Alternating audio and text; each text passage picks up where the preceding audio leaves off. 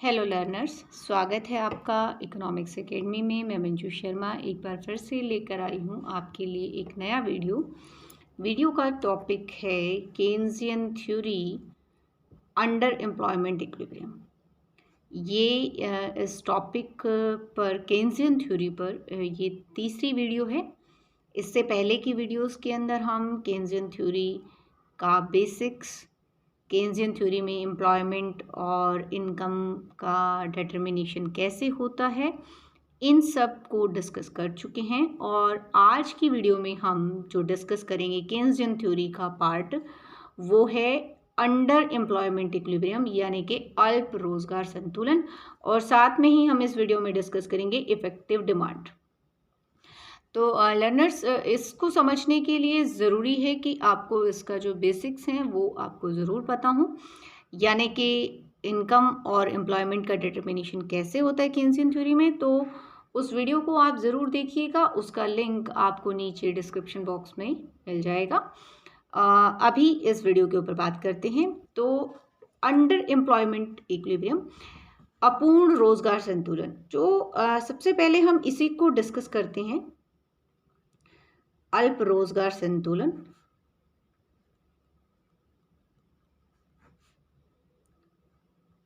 देखिए ये अल्प रोजगार संतुलन की बात आई कहाँ से। असल में क्या है कि जो परंपरावादी अर्थशास्त्री हैं उन्होंने ये कहा अपने सिद्धांत के अंदर कि जो संतुलन है वो कहाँ पर होगा, जब पूर्ण रोजगार हो। ठीक है, जिस समय अर्थव्यवस्था में, उन्होंने कहा कि अर्थव्यवस्था में संतुलन सामान्य स्थिति है, मतलब हमेशा संतुलन ही मिलता है, सामान्यता। कभी असंतुलन होता है तो अपने आप ठीक हो जाता है। और उस संतुलन की स्थिति में क्या मिलता है, पूर्ण रोजगार होता है। ठीक, पर केन्स ने इस चीज को क्या किया, नकार दिया। केन्स कहता है कि ऐसा जरूरी नहीं है, इट इज नॉट नेसेसरी। ठीक है, कि ये आवश्यक नहीं है कि संतुलन हमेशा ही किस स्थिति में हो, पूर्ण रोजगार की स्थिति में हो। तो केन्स कहता है कि भाई जो संतुलन है, केन्स के अकॉर्डिंग संतुलन का मतलब है कि जब एग्रीगेट डिमांड और एग्रीगेट सप्लाई बराबर हों तो ये संतुलन की स्थिति होती है अर्थव्यवस्था के। और ये जो संतुलन है ये पूर्ण रोजगार की स्थिति आने से पहले, यानी कि अपूर्ण रोजगार की स्थिति में भी उत्पन्न हो सकता है। ठीक है, तो अब हम देखते हैं कि केन्स ने कैसे इस चीज को एक्सप्लेन किया है कि कैसे ये अपूर्ण रोजगार की स्थिति में हो सकता है। तो इसको केन्स ने एक डायग्राम से बताया, तो हम वो डायग्राम देख लेते हैं कि क्या है वो डायग्राम।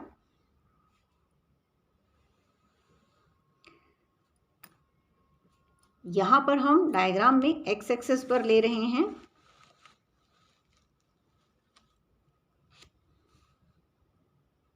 एम्प्लॉयमेंट को। ठीक है, एम्प्लॉयमेंट इनकम। और वाई एक्सिस पर हम ले रहे हैं कंजप्शन,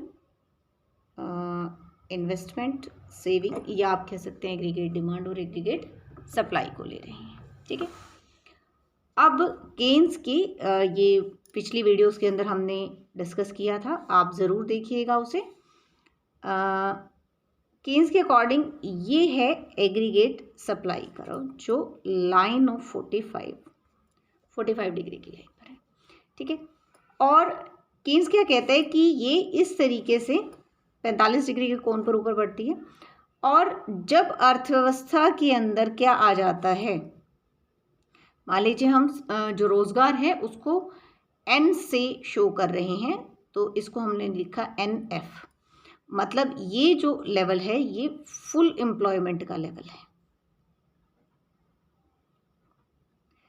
मतलब जितने भी हमारे संसाधन है, जब सबको रोजगार मिल जाए तो हम इस यहाँ पर होंगे। तो जब सबको रोजगार मिल जाता है तो केन्स कहता है कि उस स्थिति में जो एग्रीगेट सप्लाई कर्व है वो कैसी हो जाएगी, पैरेलल टू वाई एक्सिस हो जाएगी। ठीक है, कि अब इसके बाद क्योंकि हमारे पास और साधन है ही नहीं तो हम उत्पादन को नहीं बढ़ा सकते हैं, तो ये इस तरीके से कैसी हो जाएगी, एक खड़ी रेखा हो जाएगी, बेलोचदार हो जाएगी, वाई एक्सिस के पैरेलल हो जाएगी। ठीक है। तो ये जो लेवल है इसका मतलब ये क्या है, फुल एम्प्लॉयमेंट का लेवल। ठीक, अब केन्स कहता है कि भाई जरूरी नहीं है कि जो एग्रीगेट डिमांड है वो यहीं पर एग्रीगेट सप्लाई के बराबर हो, इससे पहले भी हो सकती है, यहां पर भी हो सकती है और इसके बाद भी हो सकती है।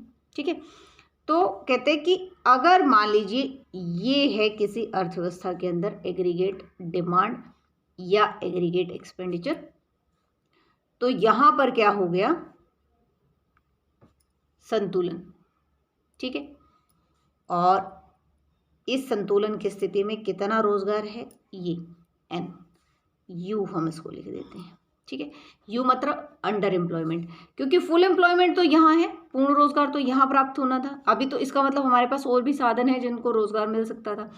तो ये जो संतुलन है ये कहाँ आ गया, पूर्ण रोजगार से पहले ही आ गया। तो इस संतुलन को कहा जाता है अपूर्ण रोजगार संतुलन, यानी कि अंडर एम्प्लॉयमेंट इक्विलिब्रियम।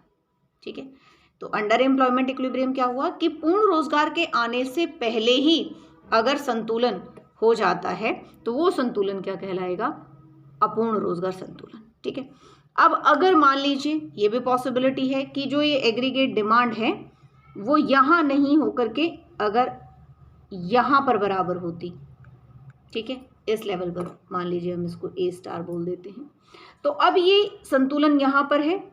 ठीक है, ई स्टार, ये जो संतुलन है ये पूर्ण रोजगार की स्थिति में है। ठीक, तो पॉसिबिलिटी क्या है कि पूर्ण रोजगार की स्थिति में भी हो सकता है, उससे पहले यानी अपूर्ण रोजगार में भी हो सकता है, और ये भी हो सकता है कि पूर्ण रोजगार के बाद भी इस तरीके से ये बराबर हो। अब यहां पर अगर और डिमांड बढ़ रही है, ठीक, क्योंकि उत्पादन तो नहीं बढ़ सकता, क्यों नहीं बढ़ सकता, क्योंकि संसाधनों को तो पूर्ण रोजगार मिल चुका है, हमारे पास और साधन है ही नहीं जिनसे हम उत्पादन को बढ़ा सकते हैं। तो ऐसी स्थिति में केन्स कहता है कि भाई ये जो फिर डिमांड है ये क्या करती है, कीमतों को बढ़ाती है। तो यहाँ पर ये जो संतुलन हुआ है इसे कहा जाता है अति रोजगार संतुलन, अति रोजगार संतुलन। ठीक है, ये पूर्ण रोजगार संतुलन है और ये इससे पहले है तो ये पूर्ण रोजगार संतुलन है। तो केन्स ने एक तरह से अपने इस एनालिसिस के अंदर तीनों परिस्थितियां बताई हैं संतुलन की। जब पूर्ण रोजगार की स्थिति में होता है तो पूर्ण रोजगार संतुलन हो गया, उससे पहले हो जाता है, ठीक है, उससे कम रह गई मांग तो अपूर्ण रोजगार संतुलन होता है, और अगर पूर्ण रोजगार आने के बाद भी डिमांड का जो लेवल है वो एग्रीगेट सप्लाई से प्लस जाता है तो वो फिर कीमतें बढ़ाते हैं, और वहाँ पर अगर ये वहाँ जा कर के अगर बराबर हो जाता है इसके, ठीक है, तो फिर क्या होता है कि अकॉर्डिंगली नहीं बढ़ सकता, तो उस स्थिति में जब बराबर होता है तो इसको क्या कहेंगे, अति रोजगार संतुलन। ठीक है, तो ये हुए तीन अल्प रोजगार तीन स्थितियां संतुलन की, जिसमें मुख्य रूप से हम बात कर रहे हैं अल्प रोजगार संतुलन की।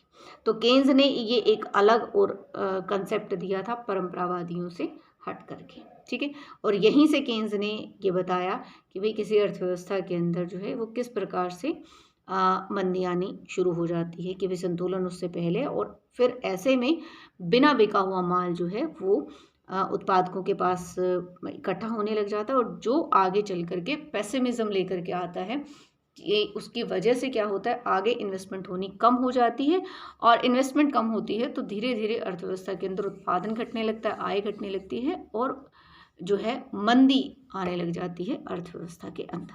ठीक है, अब बात कर लेते हैं हम किसकी, प्रभावपूर्ण मांग की।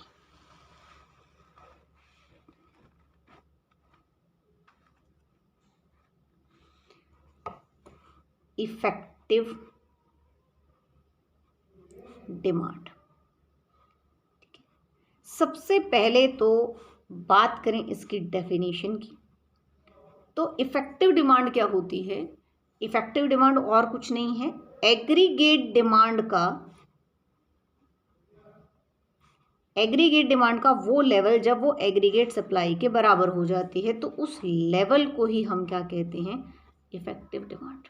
ठीक है, अब यहाँ पर ये समझना ज़रूरी हो जाता है, हम थोड़ा सा ये भी जानें कि एग्रीगेट डिमांड क्या होती है और एग्रीगेट सप्लाई क्या होती है।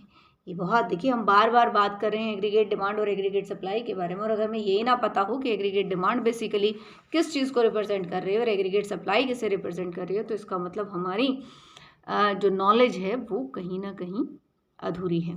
तो एग्रीगेट डिमांड की बात करते हैं। सबसे पहले एग्रीगेट डिमांड क्या है, देखिए यहाँ पर लर्नर्स, अभी हमने जो डायग्राम बनाया था इसमें भी आप देखेंगे तो देखिए ये एग्रीगेट डिमांड है हमारी, ठीक है। मैं इसी से ही आपको बताती हूँ। अब ये एग्रीगेट डिमांड क्या है, रिलेशन किसके साथ है, एम्प्लॉयमेंट के साथ, ठीक है। और इधर हम क्या कह रहे हैं भाई, कंजप्शन, इनकम, सेविंग, ये चीज़ें। तो एग्रीगेट डिमांड क्या है, रोजगार के विभिन्न स्तरों पर, ये विभिन्न स्तर हो गए रोजगार के विभिन्न स्तरों पर उत्पादक जो है वो अपने उत्पादन को बेचकर कितनी मुद्रा प्राप्त करने की आशा करता है, उसे क्या लगता है कि कितनी मुद्रा प्राप्त हो सकती है, उसको उम्मीद करता है कि भाई इतनी मुद्रा मुझे प्राप्त हो सकती है, तो वो क्या कहलाती है, एग्रीगेट डिमांड। मैं एक बार फिर से रिपीट करती हूँ कि जो एग्रीगेट डिमांड है, यानी कि जो समग्र मांग है, समग्र मांग क्या शो करती है कि रोजगार के विभिन्न स्तरों पर एक उत्पादक अपने उत्पादन को बेचकर कितनी मुद्रा प्राप्त करने की आशा करता है। इंपॉर्टेंट चीज़ है, आशा करता है, ठीक है। तो उसको क्या कहते हैं, एग्रीगेट डिमांड। तो एग्रीगेट डिमांड इस हिसाब से कहीं ना कहीं किससे मैच करती हुई हो गई, एग्रीगेट एक्सपेंडिचर से, क्योंकि जितना उसको लगता है कि इतनी मेरी डिमांड होगी, तो जितना लोग खर्च करना चाह रहे होंगे वहीं से तो उसको पता चलेगा कि भाई एग्रीगेट डिमांड उसकी मतलब उसको कितनी मुद्रा प्राप्त होने की आशा है, ठीक है। तो इसलिए एग्रीगेट डिमांड और एग्रीगेट एक्सपेंडिचर दोनों क्या है, एक ही बात होती है। अब बात करते हैं एग्रीगेट सप्लाई की, ठीक है। तो एग्रीगेट सप्लाई क्या है, बिल्कुल ध्यान से सुनिएगा कि जो एग्रीगेट सप्लाई है वो रोजगार के विभिन्न स्तरों पर बिल्कुल सेम चलेगा, जो डेफिनेशन है वो बिल्कुल सेम चलेगी। रोजगार के विभिन्न स्तरों पर उत्पादक को अपना उत्पादन बेचकर कितनी मुद्रा अवश्य प्राप्त होनी चाहिए, अवश्य प्राप्त होनी चाहिए, ठीक है। यानी ये किससे रिलेट हो रही है, कहीं ना कहीं नॉर्मल प्रॉफिट से रिलेट हो रही है, ठीक है। जब हमने पिछली वीडियो के अंदर जो है चार्ट बनाया था, उसमें भी हमने ये किया था कि जो हमारी एग्रीगेट सप्लाई है वो किसी भी इकॉनमी की, वो किस चीज़ के ऊपर डिपेंड करती है, नॉर्मल प्रॉफिट। नॉर्मल प्रॉफिट का मतलब है कि भाई एक उत्पादक को उत्पादन करने के लिए कम से कम कितना जो प्रॉफिट है वो ज़रूर मिलना चाहिए। तो ये क्या चीज़ आ गई, वहीं से रिलेशन आ रहा है। देखिए कि रोजगार के विभिन्न स्तरों पर जो एक उत्पादक है अपने उत्पादन को बेच करके उसको कितनी मुद्रा ज़रूर प्राप्त होनी चाहिए, अवश्य प्राप्त होनी चाहिए, ताकि वो उत्पादन करता रहे। तो ये तो हो गई बात एग्रीगेट डिमांड और एग्रीगेट सप्लाई की, ठीक है। अब हम बात कर लेते हैं कि जो प्रभावपूर्ण मांग है वो क्या है। तो इसको हम बिल्कुल इस डायग्राम में समझेंगे, कुछ अलग चीज़ नहीं है, जो अभी हमने पीछे किया वही है सिंपली। तो एक्स एक्सिस पर हम ले रहे हैं क्या, वही एम्प्लॉयमेंट और इनकम, ठीक है। और वाई एक्सिस पर हम क्या ले रहे हैं, CIS, या आप सिंपली लिख सकते हैं एग्रीगेट डिमांड और एग्रीगेट सप्लाई, ठीक। ये क्या है, एग्रीगेट सप्लाई करो, ठीक। और ये क्या है, एग्रीगेट डिमांड करो या एग्रीगेट एक्सपेंडिचर करो, ठीक है। यहाँ पर क्या है, संतुलन। इसका मतलब क्या है कि ये जो लेवल है एग्रीगेट डिमांड का, दिस वन इज, ठीक। अभी अभी हमने यही कहा ना कि एग्रीगेट डिमांड का वो स्तर जब वो एग्रीगेट सप्लाई के बराबर हो जाती है, कुल मांग का वो स्तर जब वो कुल पूर्ति के बराबर हो जाए, तो कुल मांग यहीं पर तो कुल पूर्ति के बराबर हुई है। इसका मतलब ये चीज़ क्या है, इफेक्टिव डिमांड, ठीक। लेकिन अब आप देखिए कि ये जो स्थिति है ये कौन सी है, अपूर्ण रोजगार की स्थिति है, और ये क्या है, पूर्ण रोजगार की स्थिति में होता तो ये यहाँ होनी चाहिए थी एग्रीगेट डिमांड। इसका मतलब क्या है कि जो हमारी इफेक्टिव डिमांड है वो लैक में है, मतलब कमी है, इफेक्टिव डिमांड की कमी है, जिसकी वजह से जो ये एग्रीगेट डिमांड कर रहा है वो हमारी यहाँ नहीं पहुँची है। जब ये अगर हम एग्रीगेट डिमांड को बढ़ाते हैं, यानी इफेक्टिव डिमांड को, अभी यहाँ पर है इतना अगर हम इफेक्टिव डिमांड को बढ़ा पाते हैं, कितना, देखिए इसके साथ आप यहाँ लेकर के आइए, तो अभी कितनी है, इतनी है, और हमें चाहिए कितनी, इतनी चाहिए, ठीक है। जब ये किसके बराबर, जब क्या हो जाएगा, पूर्ण रोजगार की स्थिति आ जाएगी। तो इफेक्टिव डिमांड, इसीलिए केन्स ने क्या कहा कि इफेक्टिव डिमांड को बढ़ा करके ही क्या किया जा सकता है, जो बेरोजगारी है उसको दूर किया जा सकता है। तो अगर इफेक्टिव डिमांड को बढ़ा दिया जाए, कितना बढ़ा दिया जाए, इतना कि यहाँ आ जाए एग्रीगेट डिमांड, ठीक है। तो ये हो गई एग्रीगेट डिमांड, जो क्या है भाई C+I। अब ये कैसे बढ़ी है, तो केन्स ने तो ये कहा कि भाई अगर अपने आप नहीं बढ़ रही मंदी में, तो कैसे बढ़ा दी जाए, इन्वेस्टमेंट को इंक्रीज करके बढ़ा दी जाए, ठीक है। तो ये ऐसे बढ़ गई। तो अब ये जो स्थिति है, अब इस स्थिति में कुल मांग और कुल पूर्ति बराबर है, तो यानी कि इफेक्टिव डिमांड अब क्या हो गई है, ये हो गई है, ठीक है। तो इफेक्टिव डिमांड क्या है, कुल मांग का वो स्तर जब वो कुल पूर्ति के बराबर हो जाए। तो यहाँ पर क्या हुआ है, कुल मांग कुल पूर्ति के बराबर है, लेकिन किस स्तर पर बराबर है, पूर्ण रोजगार के स्तर पर बराबर है। तो इफेक्टिव डिमांड को बढ़ाकर, केन्स कहते हैं कि इफेक्टिव डिमांड को बढ़ा करके क्या किया जा सकता है, बेरोजगारी को दूर किया जा सकता है। तो ये दोनों ही बहुत इंपॉर्टेंट कंसेप्ट हैं केन्स की थ्योरी के, जो उसके सिद्धांत को परंपरावादी सिद्धांत से अलग बनाते हैं। उसने कुछ जो है नए कंसेप्ट्स यहाँ पर बताए हैं। उनमें एक प्रभावपूर्ण मांग का है, और दूसरी जो धारणा दी केन्स ने वो दी अपूर्ण रोजगार की स्थिति में संतुलन की, ठीक है। तो इस वीडियो के लिए इतना ही लर्नर्स। आई होप आपको कंटेंट अच्छा लगा होगा। अच्छा लगा है तो लाइक कर देना, शेयर कर देना, कमेंट भी कर देना, और अगर अच्छा नहीं भी लगा, आई मीन कि कोई अगर आपको प्रॉब्लम लगी है या कोई कंटेंट आपको, कोई पॉइंट आपको समझ में नहीं आया, तो वो भी आप कमेंट में डाल देना। तो अभी के लिए इतना ही। Thank you so much, bye and take care.